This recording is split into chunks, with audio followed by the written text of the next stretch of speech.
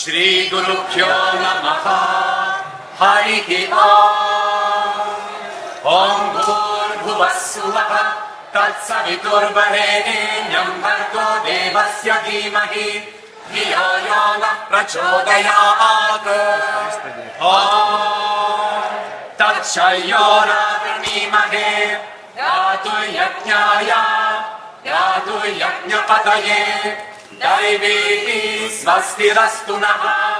स्वस्तिर्मानुषेभ्यः ऊर्ध्वं जिगातु भेषजम् शन्नो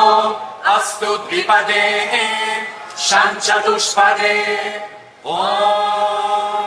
पृथिवी शान्ता साग्निना शान्ता सामे शान्ता शुचगुं शमयतु अन्तरिक्षगुं शान्तं तद्वायुना शान्तं तन्मे शान्तगुं शुचगुं शमयतु या शान्ता सादित्येन शान्ता सामे शान्ता शुचगुं शमयतु ॐ शान्ति शान्ति